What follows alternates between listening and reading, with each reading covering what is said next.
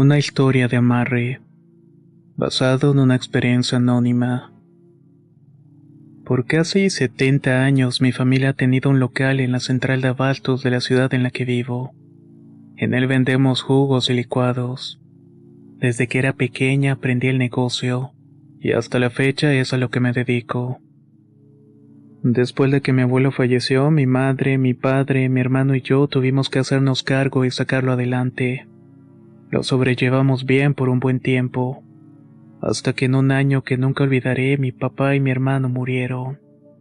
Solían viajar para repartir también fruta y verduras en lugares cercanos, de la misma que nosotros usábamos en nuestros puestos. Resulta que viajando en carretera de regreso a la ciudad sufrieron un accidente del cual no sobrevivieron. Solamente quedamos mi mamá y yo, y al ser nuestro único sostén no tuvimos otra opción que entre nosotras hacer el trabajo. Decidimos contratar 2 personas más para que nos ayudaran. El primero que llegó fue un señor que se hacía cargo de la parte más pesada, como cargar los bultos y los costales de lo que necesitábamos. También ayudaba para repartir dentro y fuera de la central de abastos. Después de varias semanas llegó una chica. Nos dijo que venía de un pueblo de la sierra y que necesitaba encontrar trabajo para ayudar a su familia. Le preguntamos si había tenido algún otro trabajo antes que este. Nos dijo que estuvo durante un tiempo en una tienda de artículos de esoterismo.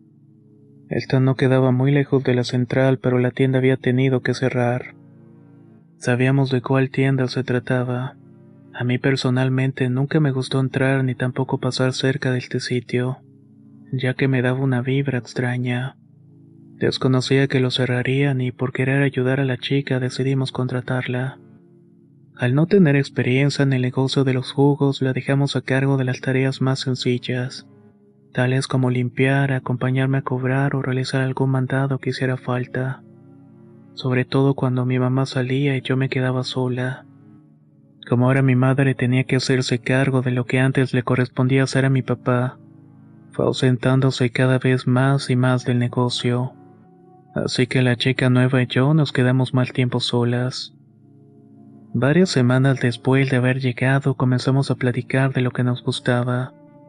Se pudiera decir que teníamos más confianza entre nosotras. Me parecía que era una buena persona, pero habían cosas en ella que no me hacían sentir del todo tranquila. En la central se mueve mucha gente todos los días, desde los que vienen de forma ocasional hasta los que ves del diario, que también trabajan ahí obviamente. Entre ellos y de los más conocidos era uno de los cargadores de las bodegas que estaban en la parte atrás de la central. A veces pasaba a comprar el puesto y durante un tiempo estuve enamorada de él, pero perdí las esperanzas después de que me rechazó en varias ocasiones. Aunque no pasó nada más, éramos buenos amigos. Siempre me pareció alguien muy atractivo. Era guapo y su cuerpo estaba marcado por el trabajo, ya que se la pasaba cargando de un lado para otro. Además del trabajo, nos contaba que le gustaba hacer deporte los fines de semana. Generalmente jugaba fútbol y esta era una de sus actividades favoritas. Siempre fue muy conocido entre los locatarios de la central. A todos nos saludaba y se detenía un momento a platicar, a pesar de que siempre andaba muy activo en las tareas que le tocaba hacer.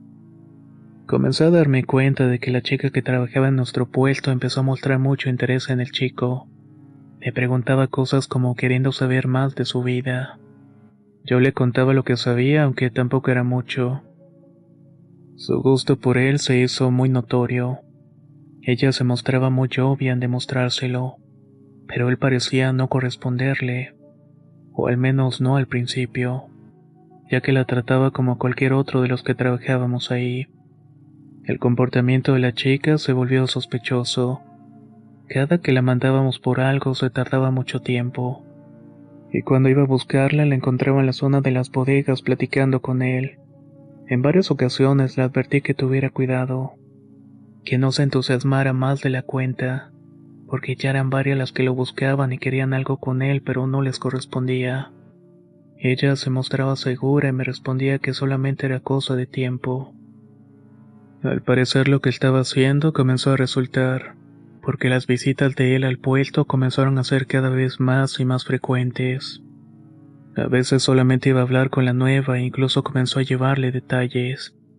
A pesar de que el interés era correspondido, yo notaba que la actitud de él era distinta como antes. Aunque no dejaba de hacer lo que hacía antes, se le veía ahora con un semblante serio. Hasta parecía molesto la mayor parte del tiempo. Y la situación empeoró cuando dejó de hablar y saludar a los demás. Su mirada parecía perdida, como si estuviera en otro lugar, uno en el cual no era este. Como no tenía oportunidad de hablar a solas con el chavo, no encontré forma de saber qué era lo que le estaba pasando. Coincido que por esas fechas empezó a gustarme a uno de mis vecinos que recién había llegado de Estados Unidos. Su familia era de acá, pero él había nacido y crecido del otro lado. Le conté a la que creí que era mi amiga, la chica que trabajaba conmigo, y me dijo que si de verdad me gustaba, ella me podía decir cómo asegurarme de que estuviera conmigo. Me dio curiosidad saber a qué se refería. Me confesó que mientras estuvo trabajando en la tienda de artículos esotéricos, conoció de cosas que yo podía hacer para asegurarme de tener la atención y el amor de esa persona que me gustaba. Me describió 2 rituales que, según sus palabras, funcionaban bastante bien, pero que debía hacer de manera separada, es decir, hacer uno o el otro. El primero era hacer llamados a esa persona. Para hacerlo se colocaba un jarrón con agua dentro, se llamaba el nombre de la persona 6 veces y al terminar se decía: no vas a tener paz ni tranquilidad hasta que estés junto a mí. Así es y así será. Habían otras cosas más que no voy a mencionar, pero este ritual se debe hacer, según palabras de mi amiga, de madrugada, en ciertos días de la semana. Otra forma que aprendió era haciendo velaciones. Se hace una figurita de cera de color rojo con la forma de la persona que se quiera amarrar. Se mezcla el nombre de la otra persona con tus propios apellidos. Se le unta miel y otras cosas y se prende la figura.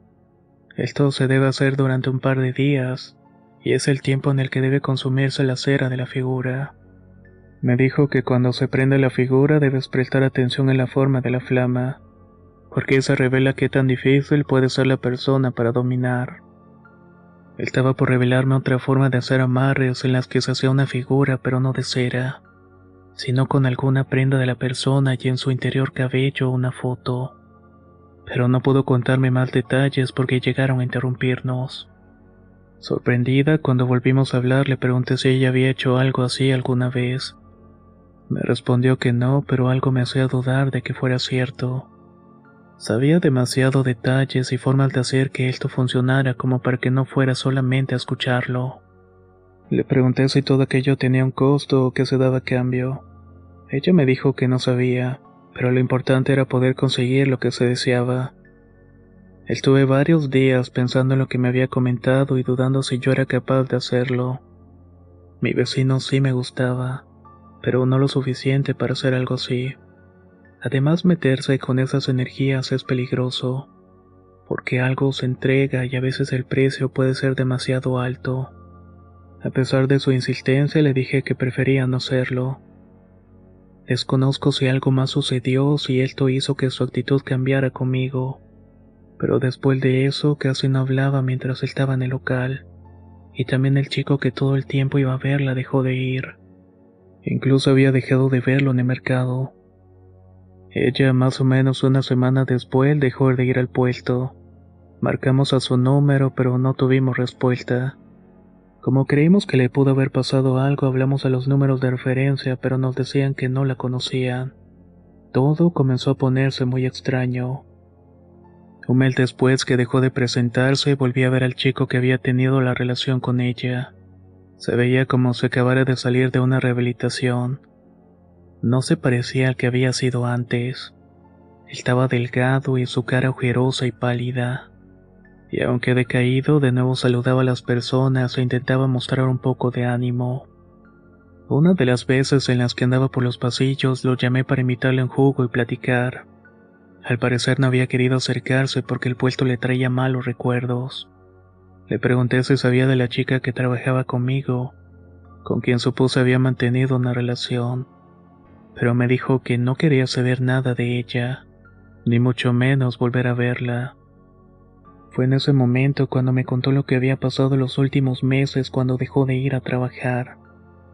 Todo empezó cuando la compañía de la chica comenzó a resultarle pesada, como ir a verla o hablar con ella.